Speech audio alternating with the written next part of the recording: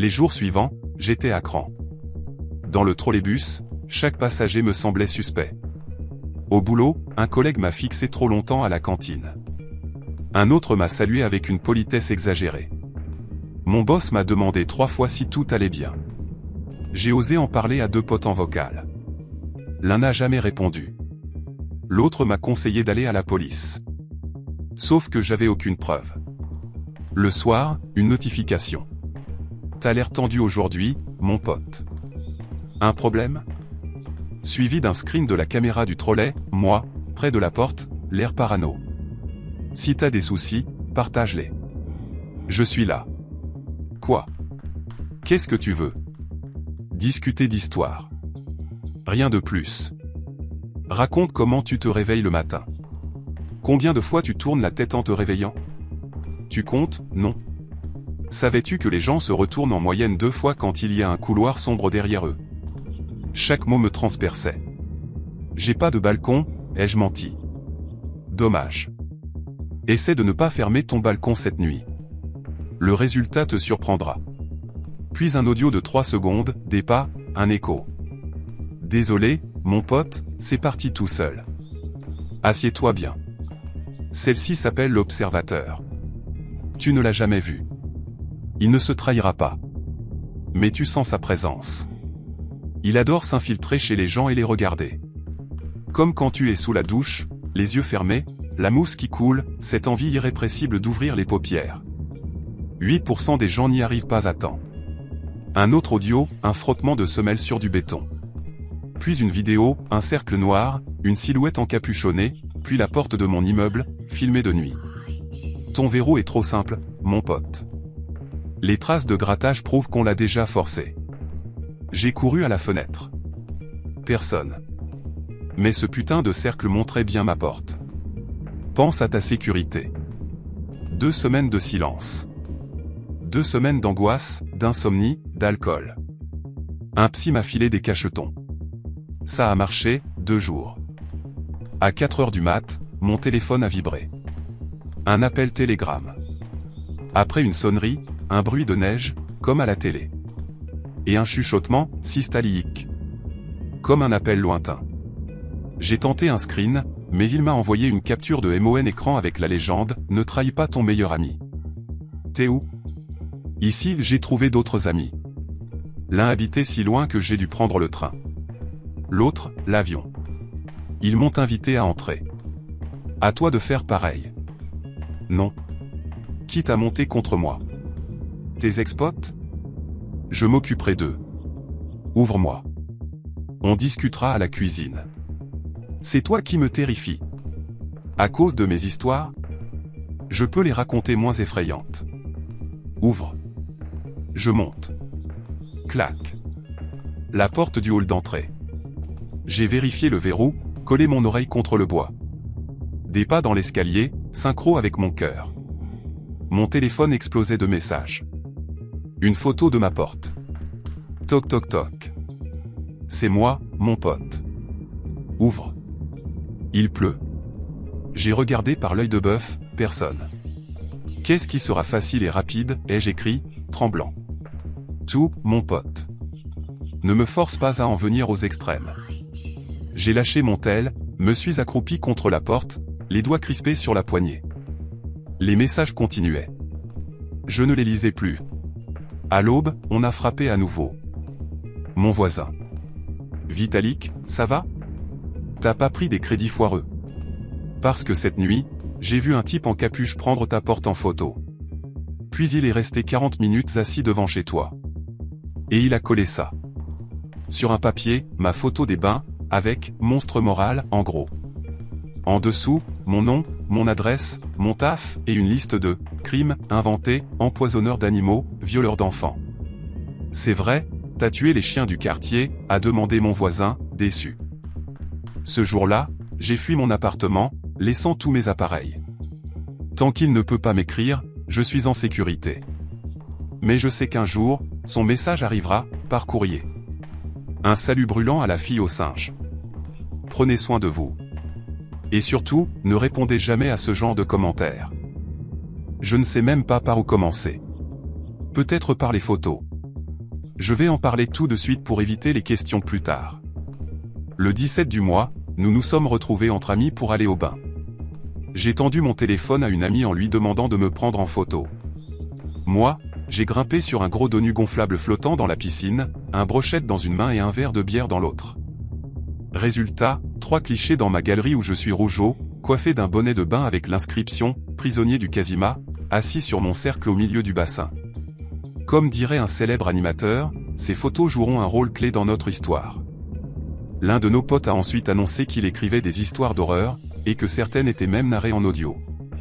Quand je publie une vidéo, j'attends un jour ou deux pour que les commentaires mûrissent, puis je vais voir ce que les gens en pensent. Et à chaque fois, sous un commentaire au hasard, un mec écrit « Salut, on se rencontre ? On pourrait discuter de tes histoires. » Belle approche, a souri mon ami. Direct, sans avoir à inviter en café. On a ri, et cette anecdote s'est effacée de nos mémoires. Une semaine plus tard, j'ai décidé d'écouter quelques récits avant de dormir. Les mots de mon pote me sont revenus. Sans hésiter, j'ai ouvert les commentaires à la recherche de cette fameuse proposition. Sous la vidéo que j'écoutais, rien. Mes paupières tombaient, mais je n'ai pas abandonné et j'ai fouillé sous une autre. Et je l'ai trouvée. L'envie de dormir s'est envolée. Au début, je voulais finir l'histoire avant de répondre, mais une peur sourde m'a retenu. Puis le soulagement est venu quand j'ai réalisé que le héros de ce récit glaçant, c'était moi. À ma honte, je me suis levé du canapé pour allumer la lumière, par précaution. Le temps de me reprendre, j'ai descendu jusqu'aux commentaires et j'ai écrit « Pourquoi pas, faisons connaissance ». Moins d'une minute après, une notification. Le type m'a envoyé un message court « Parfait. Échangeons nos contacts, voici mon télégramme ». Ça m'a amusé. Si j'avais répondu tout de suite, mon intérêt se serait évaporé, et je me serais endormi l'esprit léger. Mais là, plus question de sommeil. Ricanant, j'ai cliqué sur le lien. Une conversation s'est ouverte. Son pseudo, 2 lettres latines, non. Photo de profil, un cercle noir. Moi, j'étais sous mon vrai nom, avec une photo de mon visage. Salut, lui ai-je écrit. Salut, a-t-il répondu. Merci d'être venu. Un frisson d'étrangeté. J'ai enchaîné, mal à l'aise, désolé, mais je suis un mec. La réponse a fusé, mécanique, comme générée par une machine.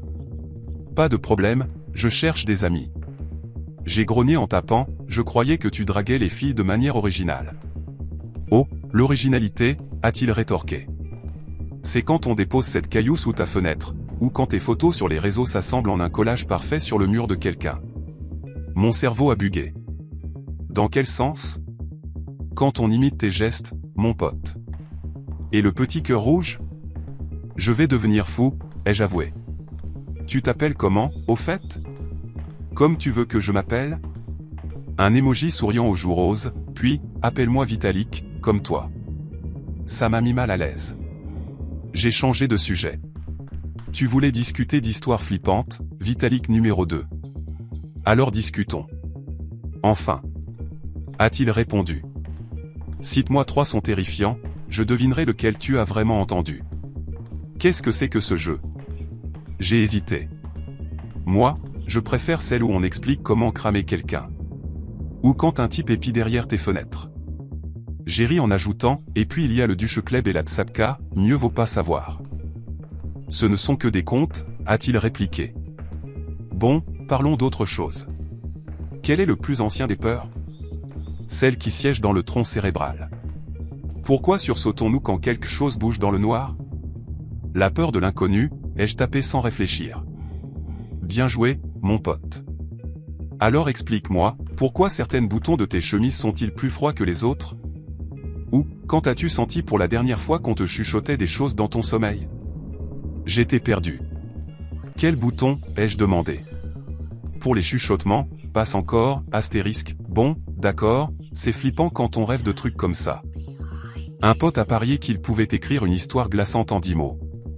Il a gagné, souriante, une vieille femme est sortie de sous mon lit. Mignon, mais pas effrayant, a-t-il répondu avec un emoji hilarant. Tu aimes les questions du genre, peut-on s'habituer à entendre des pleurs et une respiration dans une pièce close ? Ou encore, savais-tu que 72% des gens paniquent si on leur demande s'ils ont bien verrouillé leur porte la nuit? J'ai frissonné, mais j'ai gardé mon sang-froid dans la discussion. Vieux piège. Je vais vérifier, mon gars. Et je l'ai fait. Tout était fermé. Toi, visiblement, tu kiffes les vieilles légendes urbaines en 2 phrases. Non, mon pote. J'aime tout ce qui fait peur. Surtout le processus de la terreur. Et les arbres. Au fait, tu te souviens de l'année où ta photo de profil te montrait devant un vieux chêne dans un arboretum? J'ai feuilleté mes anciens profils. Rien. D'où tu sors que j'ai eu cette photo? Internet, mon pote. Rien ne disparaît. Il a envoyé une pluie d'émojis rieurs. J'ai trouvé ton vieux compte sur Odnoklasniki. Tu l'as oublié, mais tu as partagé le lien. Là, j'ai compris. Son style bizarre, ses questions stupides, ses phrases toutes faites. T'es un bot. Quelle version? Ai-je écrit, sûr de moi? Non est en train d'écrire. 10 secondes plus tard, non, mon pote, pourquoi?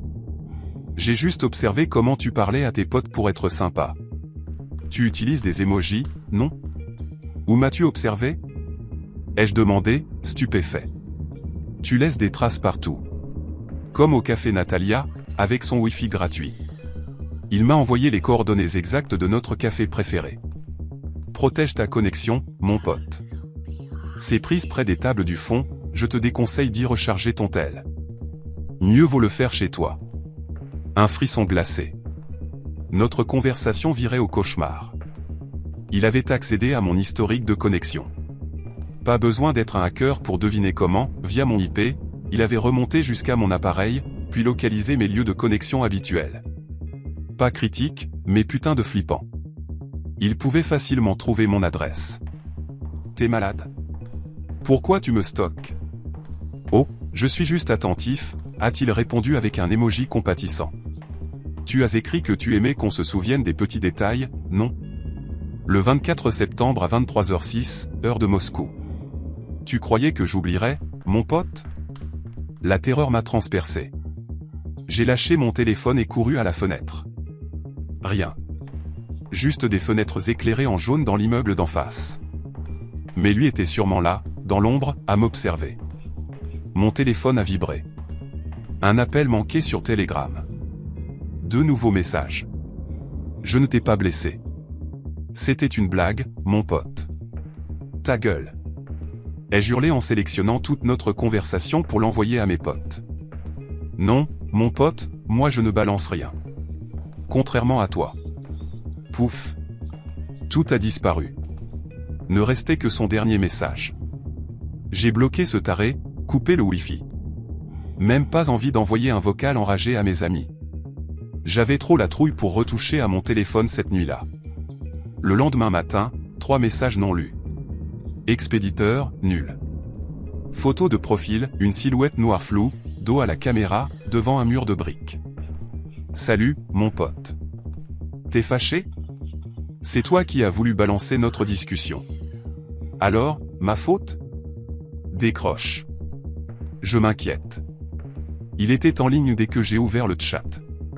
Bonjour, Sonia. Bien dormi, mon pote? Parlons d'histoires qui font peur. Dégage des EMAVIET ne m'y parle plus, ai-je explosé dans un torrent d'insultes. Un conseil d'amis, serre mieux tes lacets. Sur le palier du 2e étage, une marche s'était détachée.